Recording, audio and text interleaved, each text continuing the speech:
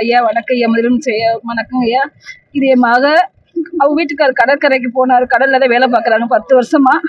திடீர்னு வேலைக்கு போன இடத்துல ஸ்லிப் ஆகி உள்ள கடலுக்குள்ள விழுந்துட்டாங்க. விழுந்து இறந்து போயிட்டாங்க. இது அதோட குழந்தை, அவங்க ஒய்ஃபு.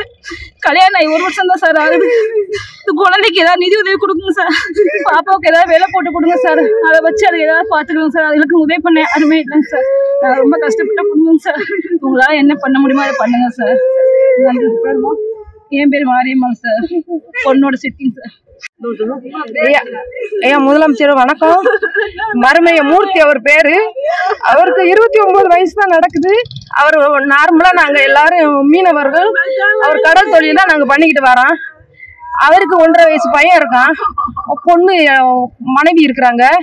அவருக்கு யதார்த்தமா கடலுக்கு போனவர் திங்கக்கிழமை மடி ஏதோ பிரச்சனையாகி அவர் தவறி கடல்ல விழுந்து உடல் இறந்துட்டாரு.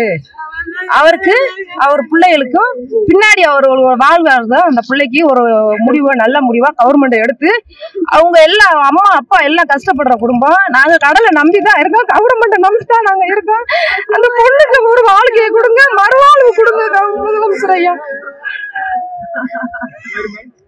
பஞ்சவர்ணம். சென்ற 1ஆம் தேதி திங்கட்கிழமை அன்று மூர்த்தி என்பவர் கடலுக்கு விசாரணை தொழில் செய்ய போனார்.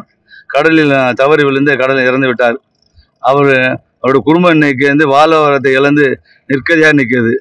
முதலமைச்சர் அவர்கள் அந்த குடும்பத்துக்கு கருணை அடிப்படையில் உங்களோட நிவாரணத்தை வழங்கணும்னு நாங்கள் எங்கள் சங்கத்து மூலியாகவும் தாழ்மைன்னு கேட்டுக்கிறோம்.